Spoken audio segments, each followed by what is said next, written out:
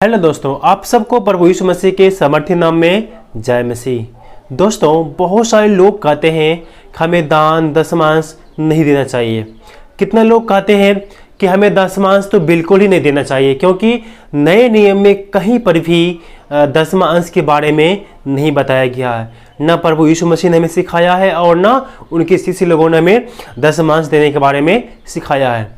मेरे मित्रों, आज बहुत सारे प्रश्न हैं। उन सारे प्रश्नों का उत्तर मैं आपको इस वीडियो के माध्यम से दूंगा। दोस्तों, मैं आज आपसे बात करने वाला हूं, क्या दान दशमांश नहीं देना पाप है। मेरे दोस्तों, बहुत सारे लोग ये भी कहते हैं कि हम अगर जो दान दशमांश नहीं देंगे तो क्या वो पाप होगा, क्या परमेश्वर हमें श्राप देगा। मेरे मित्रों, बहुत सारे बातें हैं। मैं उम्मीद करता हूं कि आप इस वीडियो के अंत तक आप बने रहेंगे, इस वीडियो का पूरा देखेंगे और समझने का प्रयास करेंगे। मेरे मित्रों, इस वीडियो के माध्यम से मैं आज बतलाऊंगा क्या दान दशमांश देना पाप है। मित्रों, एक चीज और मैं आपको क्लियर कर देना चाहता हूं, यह दान और दशमांश दोनों अलग अलग है। दान अलग होता है और दसवां अंश अलग होता है। और दसवां अंश के ऊपर में मैं एक वीडियो मैंने पहले से बना दिया हूं, आप जाकर के मेरे चैनल पर विजिट कीजिए और उस वीडियो को आप देख लीजिए ताकि आपको अच्छे से पता चल जाएगा। लेकिन मैं इस वीडियो में भी मेरे दोस्तों, जहां मेरे टॉपिक के अनुसार कुछ बातों को मैं लूँगा और आपको समझाने का प्रयास करूँगा। मेरे मित्रों, दान दशमांश दोनों अलग अलग होता है और हम सबसे पहले दसवां अंश के बारे में बात करेंगे, उसके बाद फिर मैं आपको दान के बारे में बतलाऊँगा। मेरे मित्रों, जब हम लेवी व्यवस्था उसका 27 अध्याय का 30 और 31 वचन पढ़ते हैं तो वहां परमेश्वर को वचन हमें आदेश देता है। क्या देते हैं, मैं आपके लिए वचन को पढ़ता हूं। फिर भूमि की उपज का सारा दशमांश, चाहे वह भूमि का बीज का हो चाहे वृक्ष का फल, वह यहोवा ही का है, वह यहोवा के लिए पवित्र ठहरे। मेरे मित्रों, यह परमेश्वर में आदेश देते हैं कि सारे भूमि का उपज का दशमांश, चाहे भूमि का बीज का हो या फल का हो, तुम जो कुछ भी उन सारे उसमें से 10 में से एक भाग वो परमेश्वर का है, उससे हमें परमेश्वर को देना है। मेरे मित्रों, जब हम आगे पढ़ते हैं, आगे लिखा हुआ है, अगर जो हम उसमें से कम करना चाहते हैं तो 5% बढ़ा के कम करने के लिए। मेरे मित्रों, ये परमेश्वर का आदेश है कि हमें दसवां अंश को देना चाहिए। मैं आगे आपको एक्सप्लेन करने वाला हूँ हम लोग क्यों देते हैं। मेरे मित्रों, हमें और आपको हर एक को ये दसवां अंश जो है ना वो देना चाहिए। ये परमेश्वर का आदेश है। ये परमेश्वर ने जो नियम हमें बना के दिया है, परमेश्वर ने जो आज्ञा हमें दिया है, उसी के अनुसार हमें और आपको भी उस नियम को बनाना चाहिए और हमें दान दसवां अंश देना बहुत ही ज़्यादा जरूरी है। हम आगे मलाकी की पुस्तक में जब उसका 3 अध्याय का 8 में पढ़ते हैं, वहां पर भी परमेश्वर हमें वचन में कहते हैं, यहाँ लिखा हुआ है, क्या मनुष्य परमेश्वर को धोखा दे सकता है?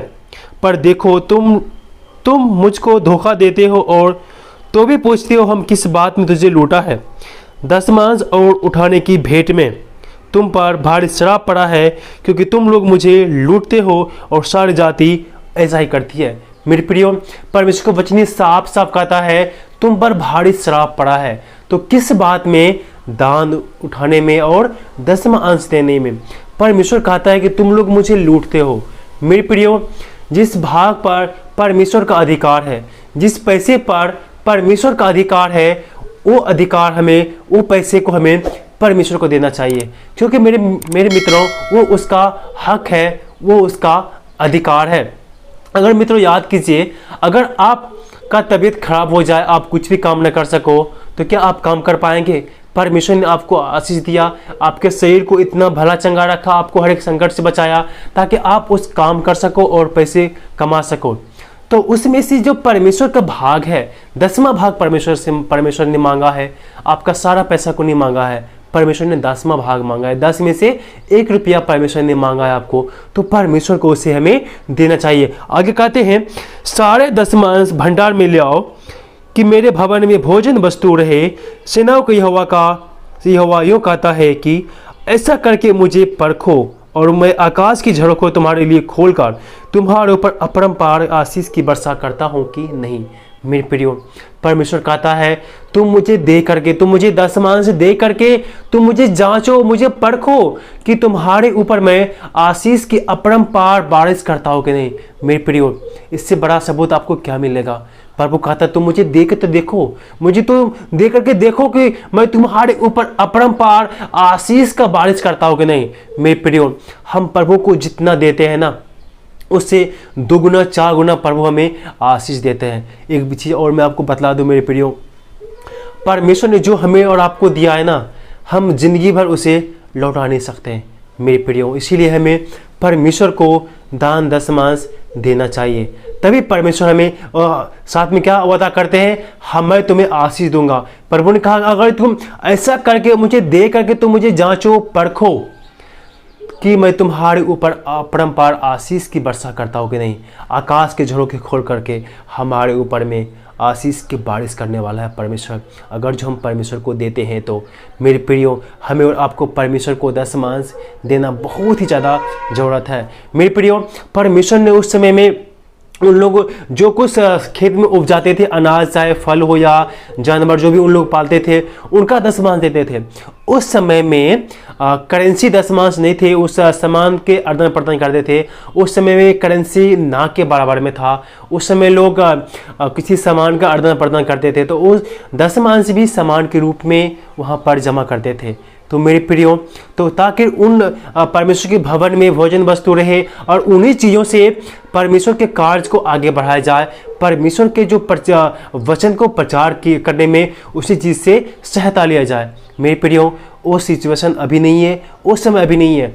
अभी उस समय में भी मंदिर थे, यरूशलेम थे, और अभी भी चर्च होते हैं। मेरे प्रियो, एक आप जिस कलीसिया से बिलोंग करते हैं, तो क्या आप नहीं चाहते हैं कि वो हमारे चर्च बने? हमारे जब चर्च बनते हैं तो उसमें कितने पैसे खर्च होते हैं, और आप जिस कलीसिया में जाते हैं उसी कलीसिया में तो मेरे दोस्तों पैसे की ज़रूरत होता है। उस कलीसिया को बनाने के लिए एक चर्च बनाना पड़ता है, कितना उसमें पैसा खर्चा होते हैं। और आपके चर्च में क्या टेबल होते हैं, कुर्सी होते हैं, और बाजा होते हैं, लाउड स्पीकर होते हैं, पंखा होते हैं, बहुत सारे सामान हमारे चर्च में भी लगा जाता है। तो थोड़ा सोचिए वो सारे पैसे कहाँ से आएंगे?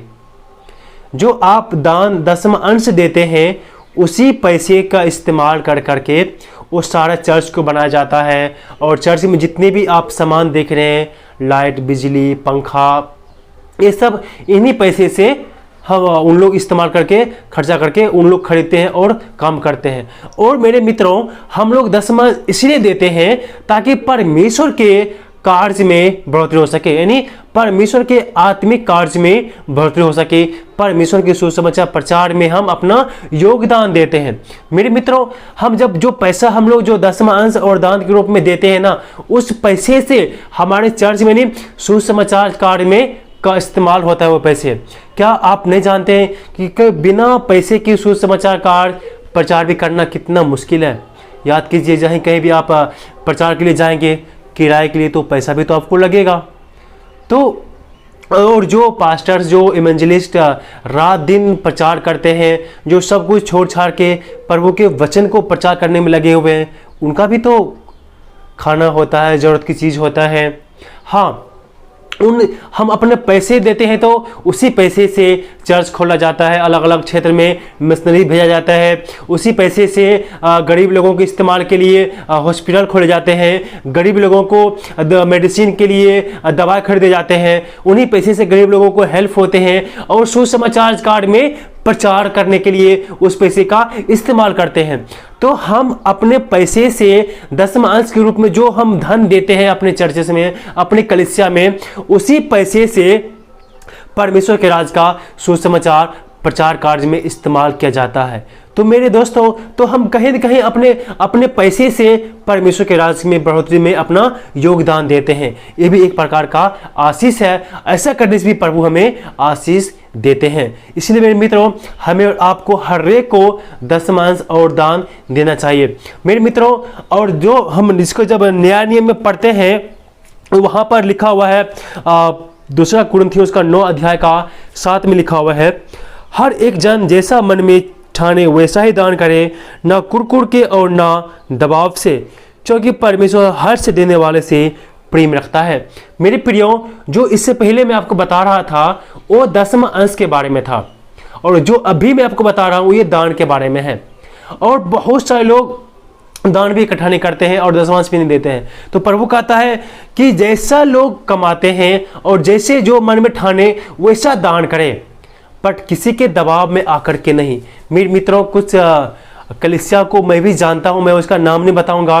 मेरा एक विश्वासी है, वो जब बाहर दिल्ली कमाने के लिए चला गया, वहाँ किसी स्थानीय कलीसिया में वो जाना शुरू किया, तो वहाँ के पादरी लोग उनसे दशमांश ज़बरदस्ती मांगना शुरू कर दिए और बोलने लगे कि तुम लोग अच्छे से खाते पीते हो, मेरे बच्चे के स्कूल फीस के लिए भी पैसा नहीं है। हाँ, लेकिन कोई ज़बरदस्ती मांगता है तो ये तो गलत हो सकता है कि हमें किसी को ज़बरदस्ती फोर्स तो नहीं करना कि तुम मुझे पैसा दे ही दो, ये तो करना गलत होगा, पाप होगा।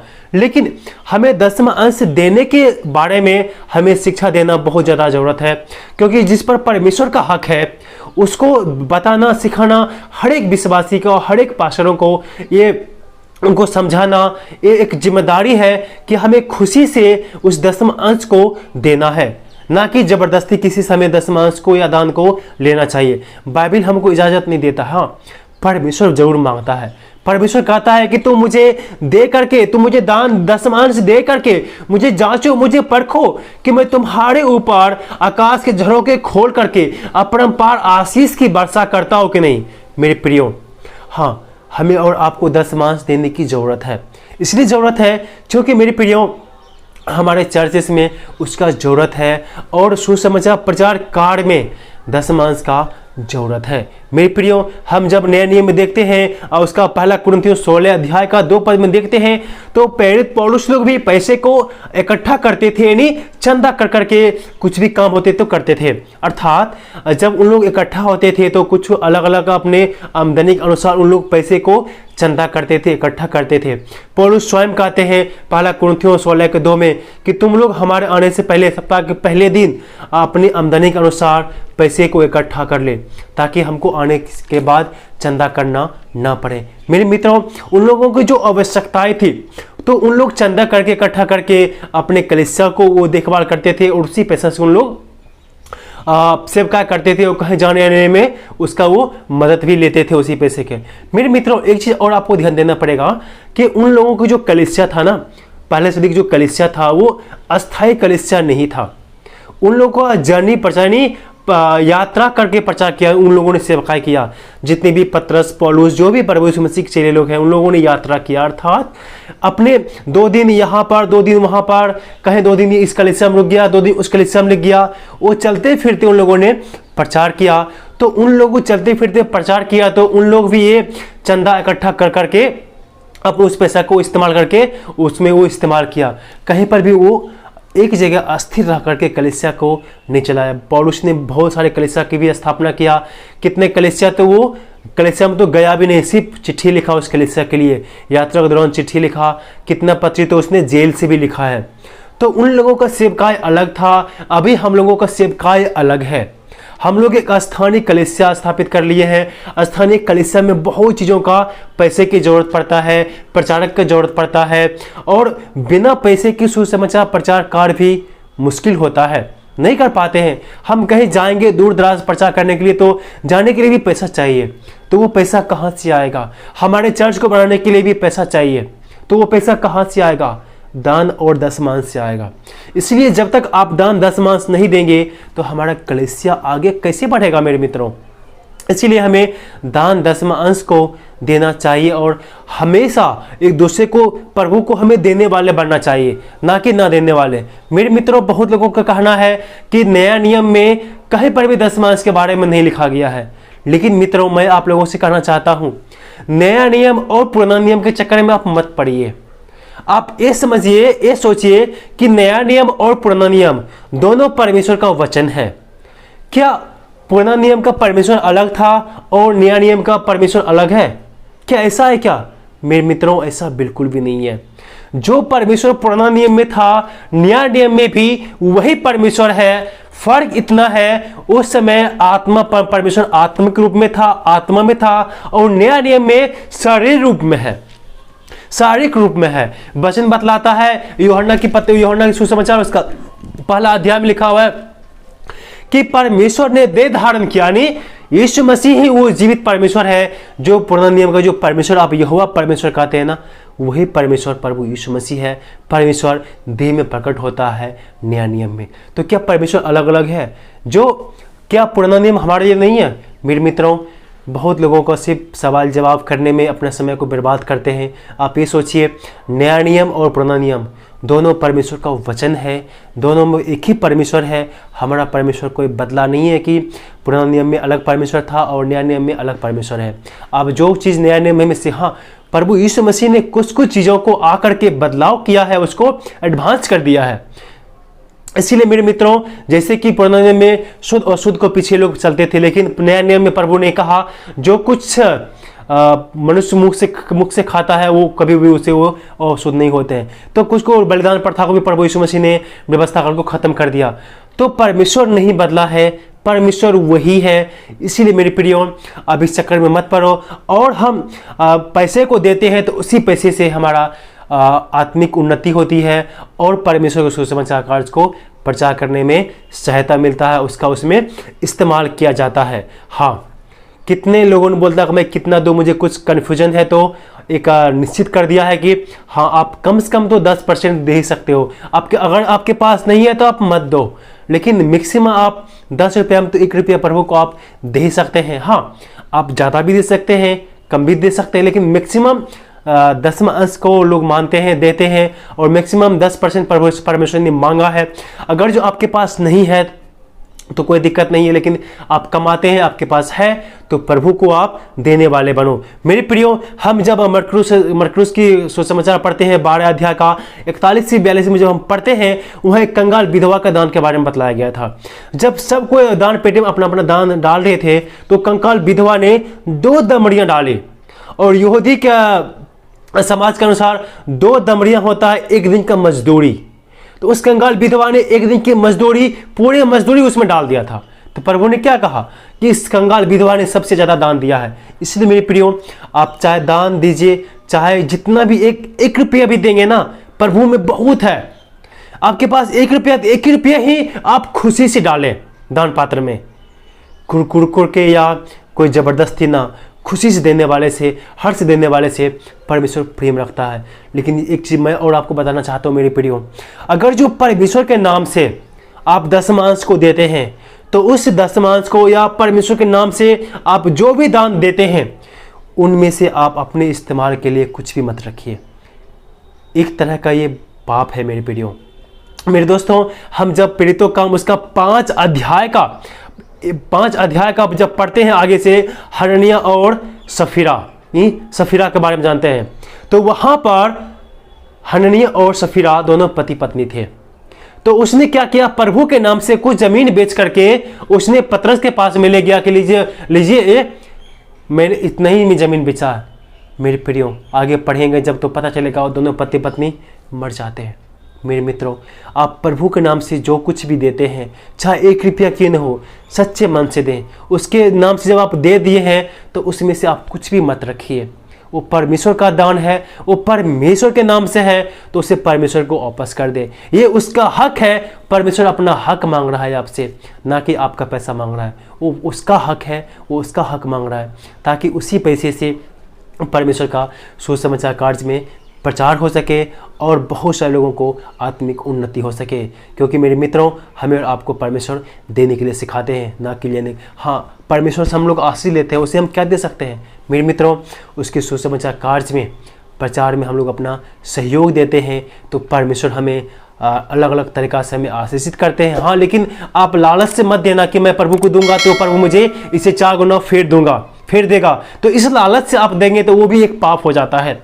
आप मन में लालच करके दान देंगे, तो हम आज 10 रुपये देंगे तो प्रभु मुझे कल 20 रुपये देंगे। अगर ये माइंड में आप सोच रखते हैं, तो ऐसा सोच करना पाप, क्योंकि लालच करना पाप माना जाता है बाइबल के अनुसार। इसलिए आप लालच ना करें, आप खुशी से दे और हर्ष से दे, तो परमेश्वर आपको आशीषित जरूर करेगा। मेरे मित्रों, मैं उम्मीद करता हूं कि आपका सवालों को जवाब इस वीडियो के माध्यम से मिल गया होगा, और इस वीडियो को आप प्रभु के आशीष से दूसरे भाई बहन को शेयर कीजिए, ताकि उन लोग भी इस बात को जान सके और प्रभु के देने वाले बन सके, और प्रभु के आत्मिक जीवन में उन्नति पा सके, और दूसरों को सुसमाचार कार्य में प्रचार करने के लिए हेल्प हो सके। इस वीडियो के द्वारा परमेश्वर आप सबको आशीष दे। आमीन।